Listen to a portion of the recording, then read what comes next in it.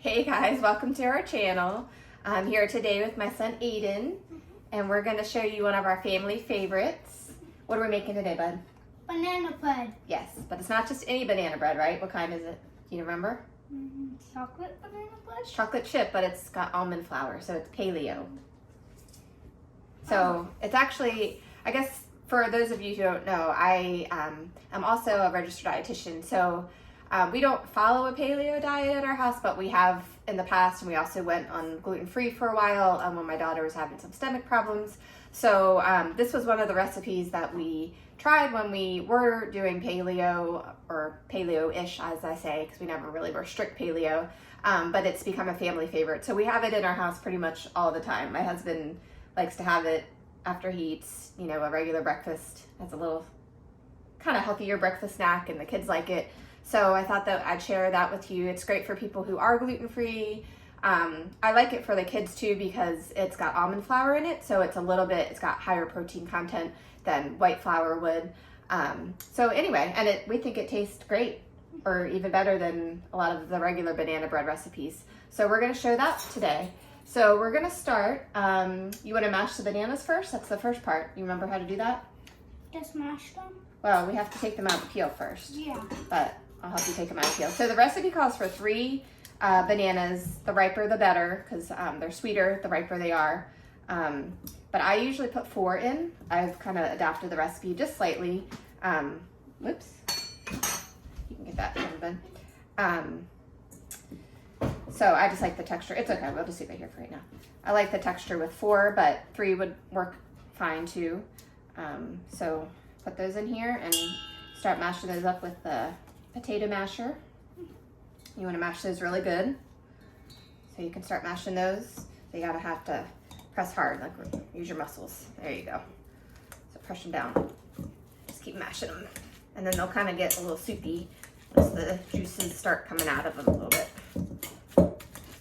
And that's why you want to make them brown, because they will be juicier if they're brown. If they're green, they're still pretty dry.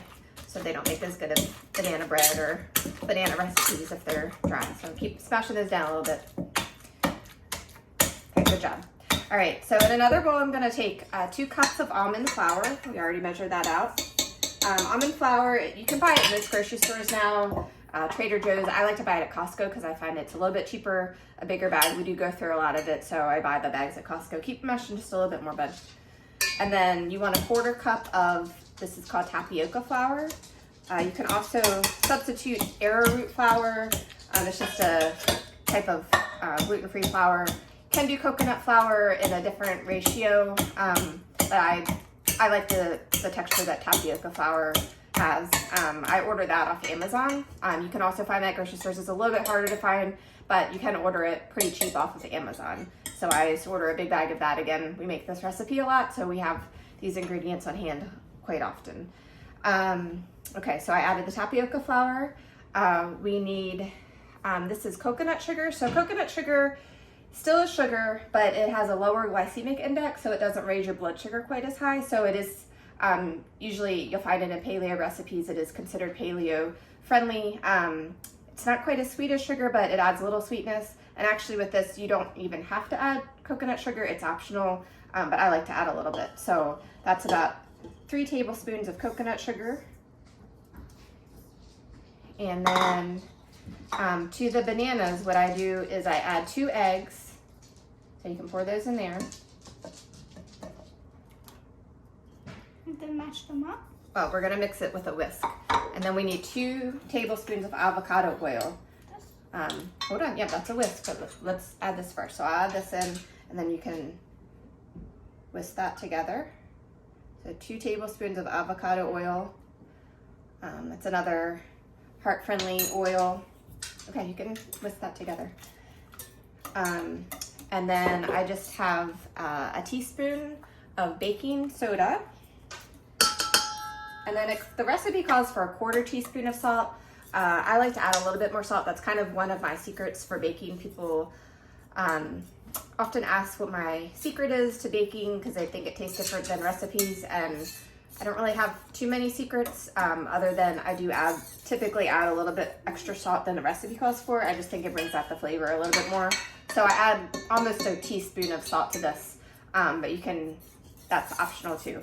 If you want to just add what the recipe calls for, that's fine as well. So Aiden's mixing our eggs, avocado oil, and bananas together. And then I'm gonna grab another whisk and whisk the dry ingredients together real quick. And then after I whisk that a little bit, it's a very easy, just I guess about 2-bowl recipe. You don't need a mixer or anything like that. That's the nice thing about cooked bread recipes is you don't have to pull out the mixer. Actually, you don't want to overmix them because then they become a little tough in texture. So do you think that's mixed up good, bud? Mm-hmm. Okay. All right. So can you pour that into the dry ingredients?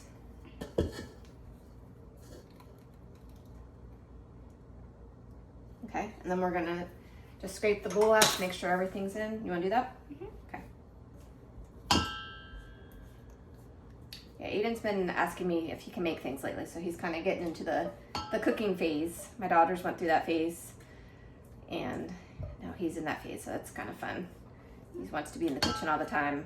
Today he made my coffee for me. He wanted to make my coffee for Mom, so that was nice. Mm-hmm. Quite a little gentleman he's becoming. So what grade are you going to be in this year, Aiden? Second. Second grade. Can't believe it. It's a couple weeks. All right, so then we're going to mix these ingredients. We don't want to mix them a whole lot. Just kind of mix them a little bit till they're moistened. Everything's moistened. This is hard. It's hard.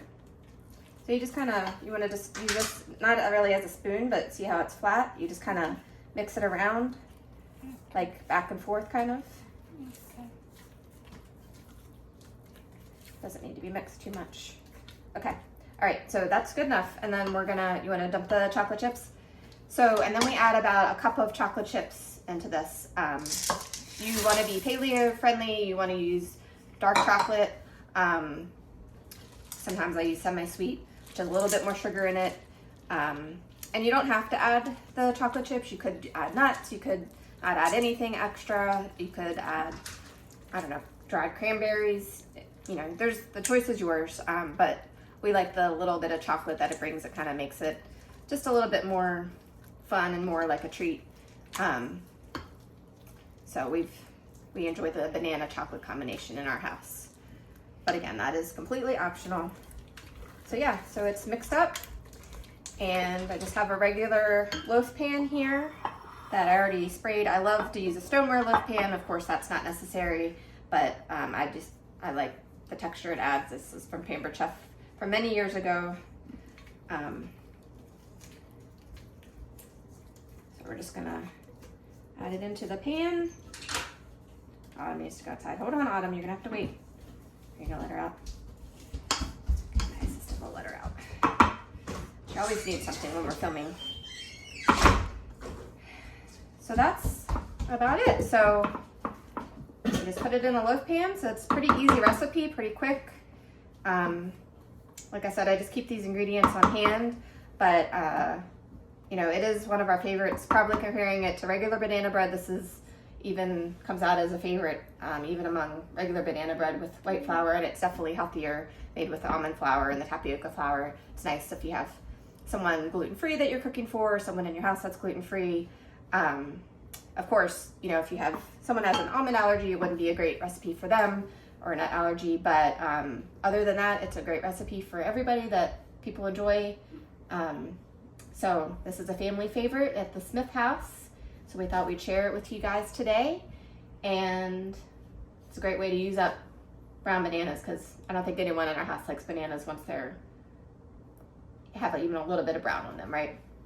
So we turn it into banana bread. You don't like them. So anyway, we're gonna stick this in the oven, and we will show you the finished product when it's done. But that's all we have for today. So thanks for helping me today, bud. Mm-hmm. Say bye to our viewers. Bye. What do we say at the end? Do you remember? Mm-hmm. Like and subscribe. That's right. Don't forget to like and subscribe. Bye, guys.